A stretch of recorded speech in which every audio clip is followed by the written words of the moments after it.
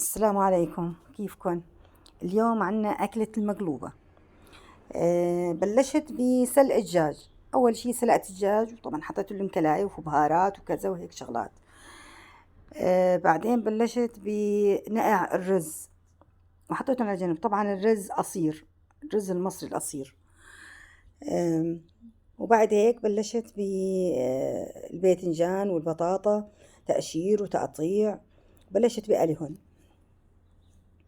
لأن طبعا هي مش المفروض، مش عارف ليش عم تطلع الكاميرا عندي انه كله غامق. طبعا ما قليتهم كتير وخليتهم فاتحين. بيقولوا احسن يعني للمقلوبة انه ما يكون غامق، انه محروق يعني او كتير غامق لون القلي تبعهم. في ناس بحطوا له زهرة، انا ما حطيت لها صراحة عندي، بس والله ما حطيت. شوفوا ما شاء الله، الوانهم بتجنن. بلشت بصفن بالطنجرة.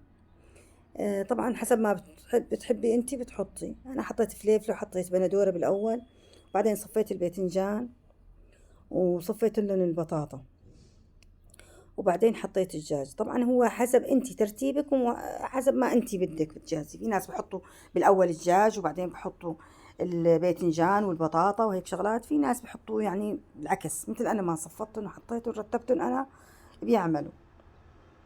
هاي شوفوا، انا حطيت الدجاج رتبته طبعا وجهزتهم. هون اجيت للرز، خلطت معاهم البهارات عشان يصل البهار لكل حبة رز فيهم.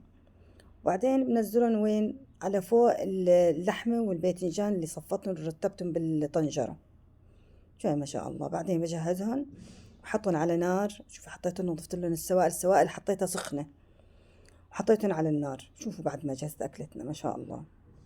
وهون حبيت أشرب أنا وياكم فنجان القهوة بعد الإفطار. شوفوا هالقعدة وجو ما شاء الله بجنن. يلا حطوا لي لايك واشتراك بقناتي.